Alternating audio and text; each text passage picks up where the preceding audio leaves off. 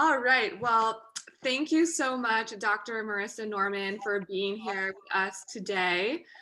This is part of our series with My Huddle of demystifying sports psychology for student athletes.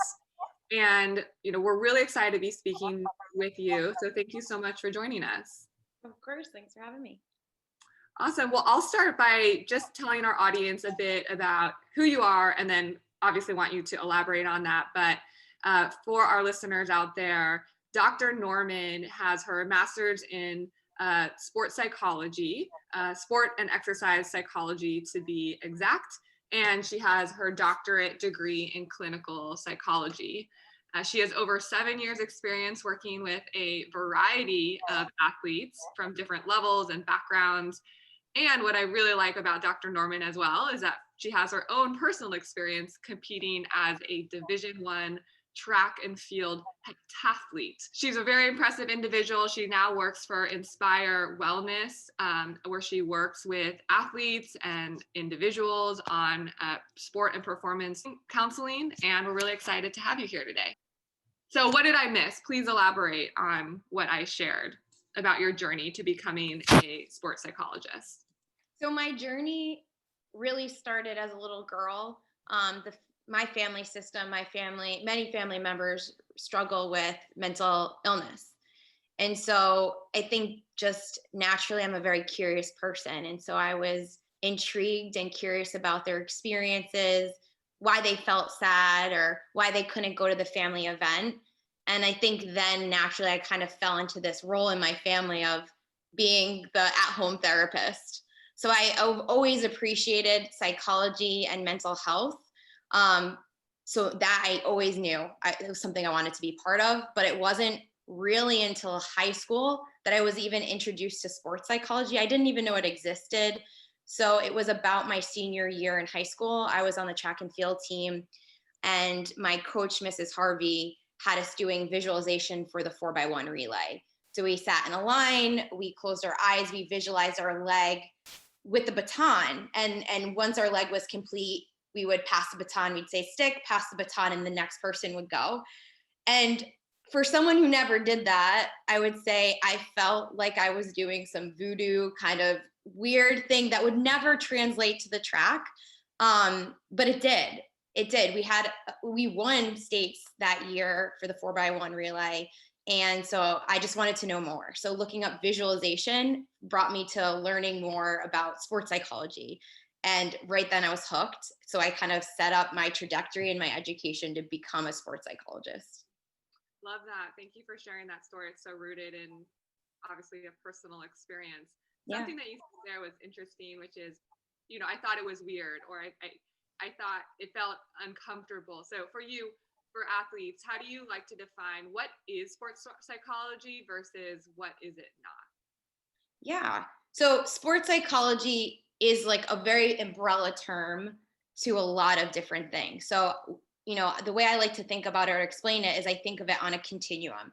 So athletes come in for all sorts of issues related to sport or not, and they come in somewhere on a continuum, whether that's, mental health illness, so deterioration, right? They're really struggling, their mental health, there's a deficit there.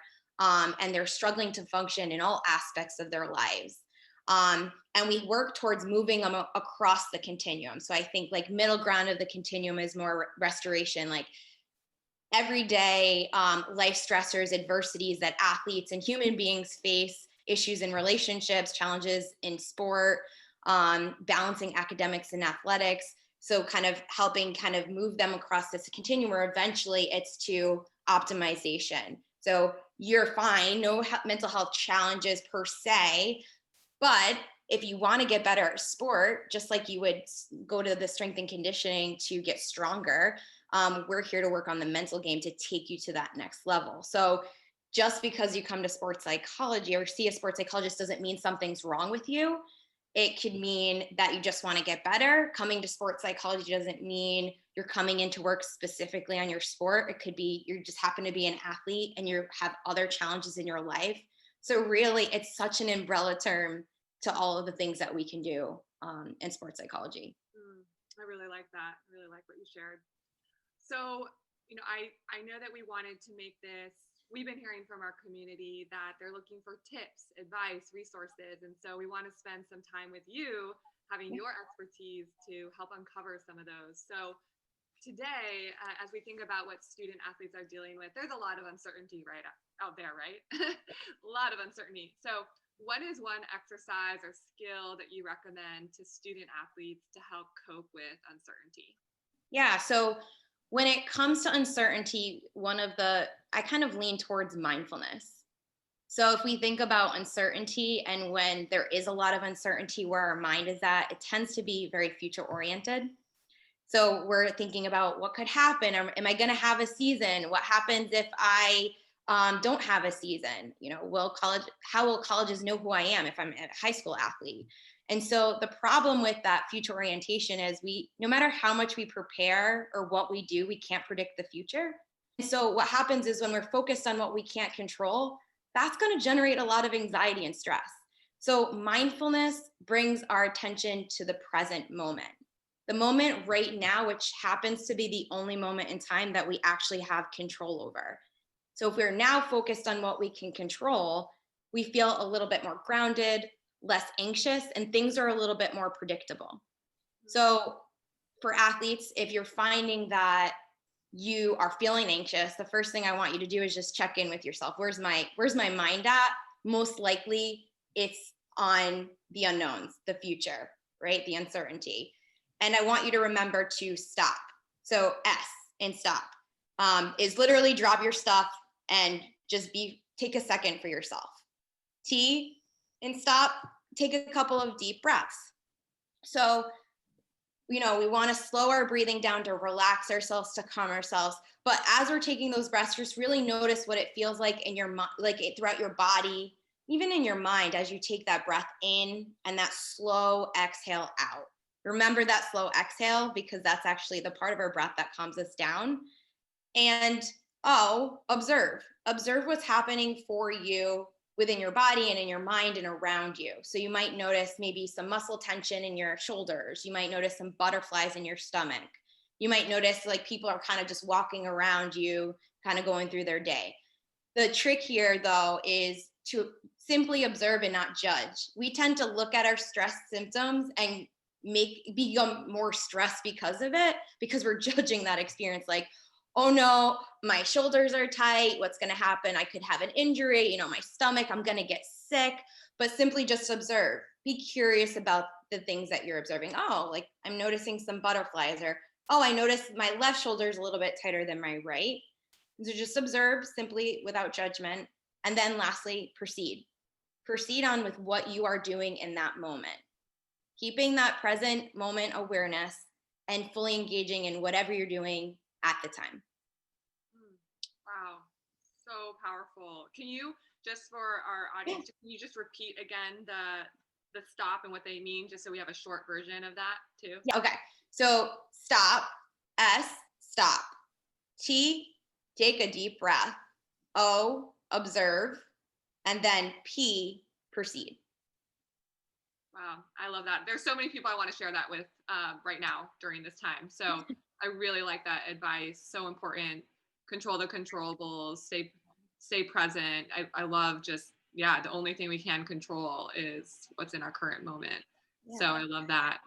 So then, another area that we see a lot of student athletes dealing with right now is staying motivated.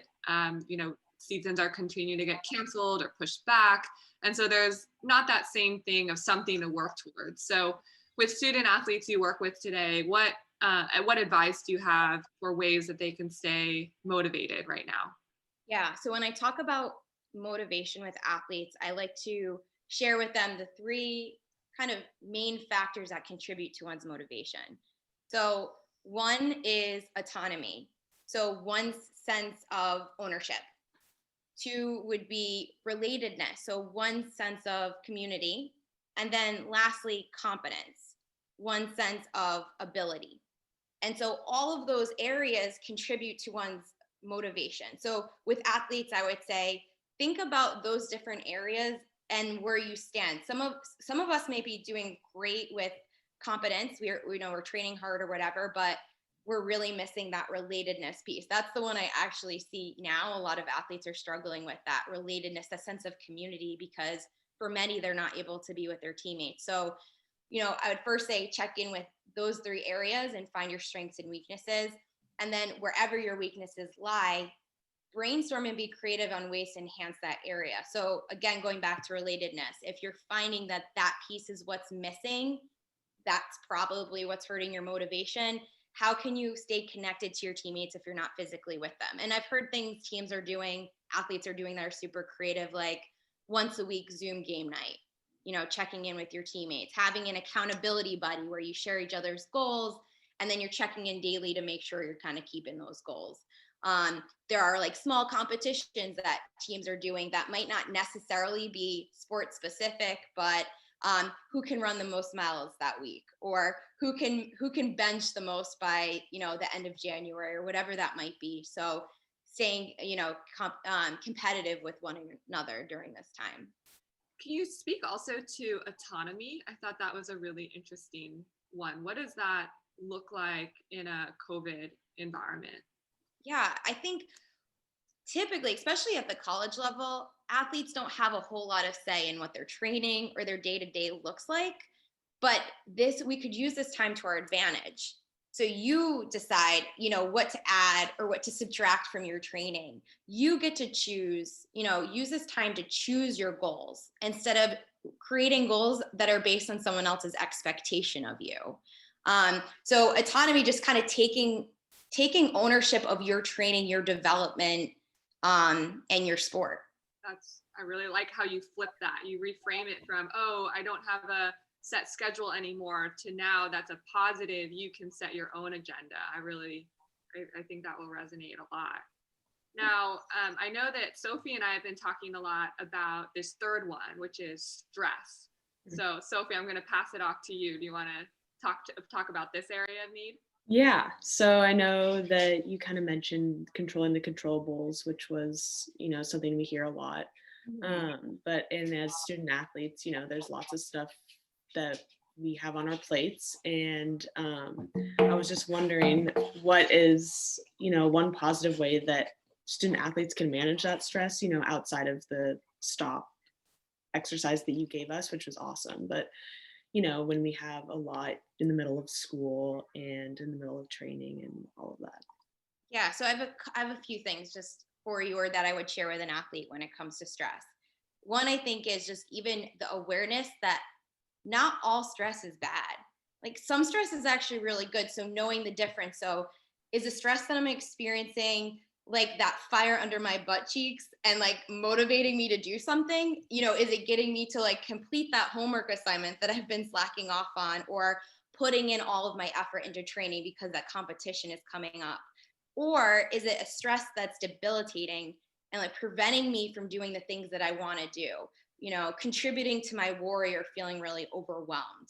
So that's the first thing. The second thing I'd say is just, we all experience stress. I think that that's a very normal experience. So to not judge the fact that you're feeling stressed.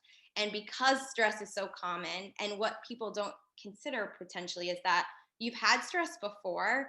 And so I can almost promise you have already the resources to cope with a lot of this stress. I think sometimes when we feel overwhelmed, we forgot what we already have, the tools that we already possess.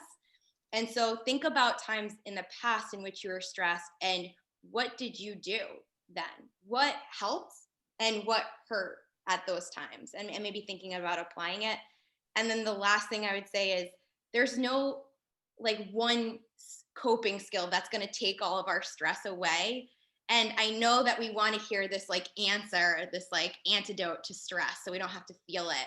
But it's very simple in many ways. Like the best way to tolerate stress is to do very simple self-care things, like making sure you're getting 8 hours of sleep, having a well-balanced, healthy diet, engaging in self-care, making sure we're doing something that we enjoy every week, or something that contributes to our values, making sure we're giving ourselves time to relax and cool down. So I think, first, let's start there, start with the basics, And then think back to the coping strategies that you may have used, whether that's, breathing or humor or whatever that might be for you.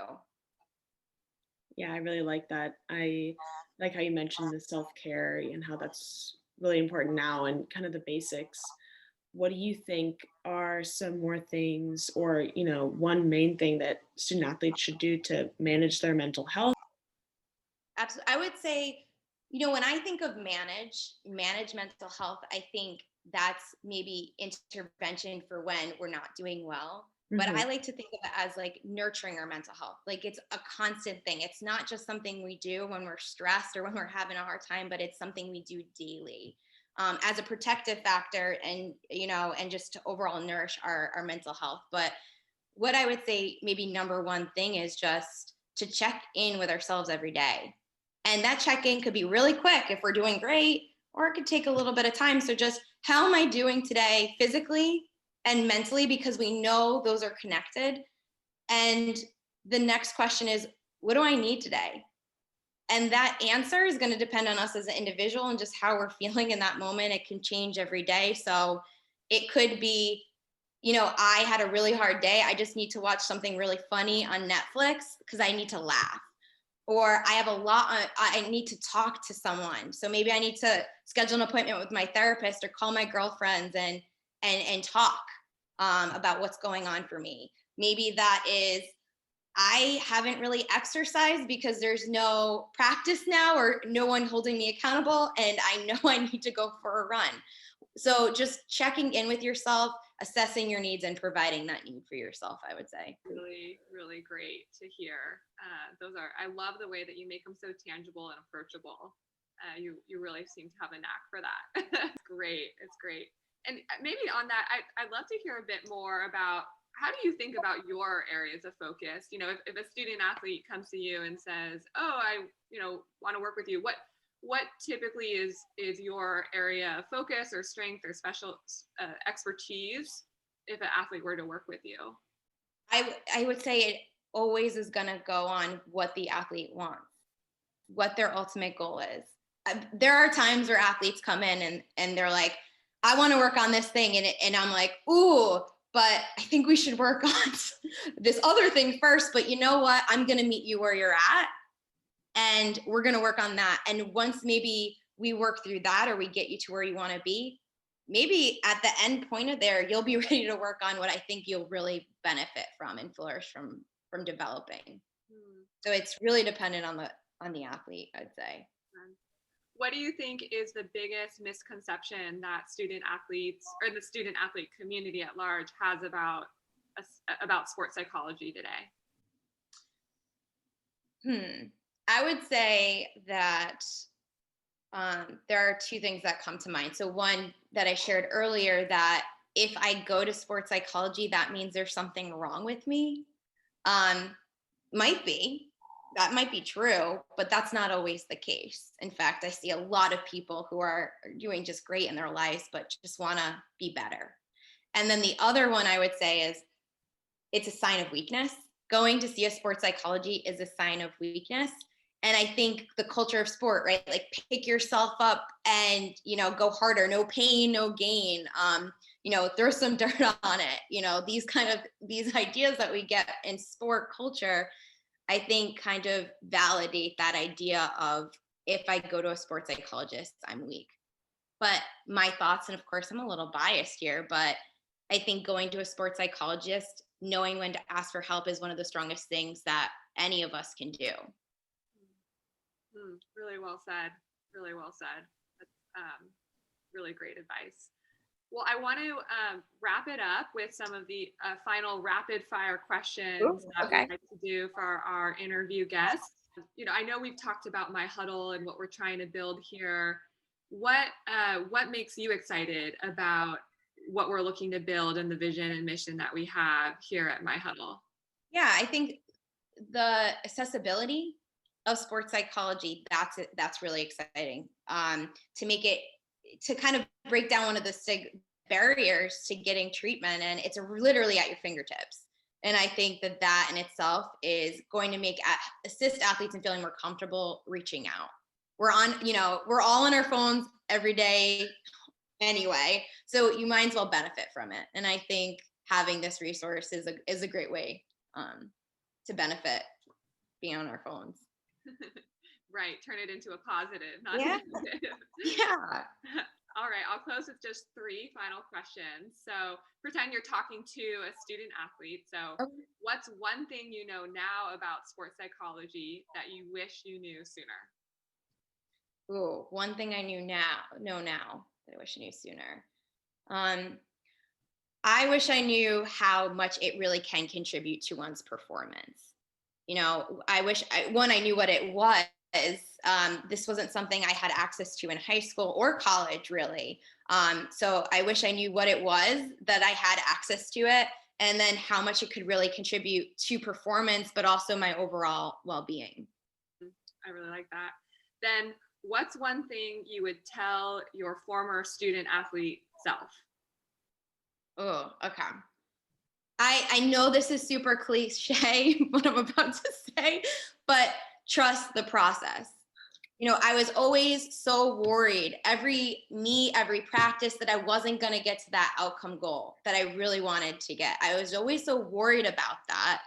And now I'm biting myself in the butt thinking, if I spent less time worrying and more time just doing me on the track, pushing myself in practice, like how much better could I have been?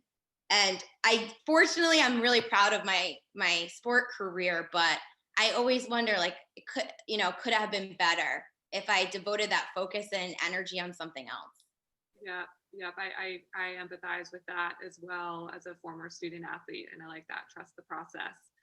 And then finally, if student athletes today can do just one thing to manage their mental health, what would that one thing be that you would recommend? Oh, it would definitely be checking in with yourself, seeing how you're doing, assessing where you're at. Ask yourself, what do I need? And providing that for yourself. Wonderful. Thank you so much, Dr. Marissa Norman, for being here with us at My Huddle and sharing all your wisdom and advice with student athletes. We're really grateful for your work, and thank you for being here. Yeah, thanks so much for having me, guys.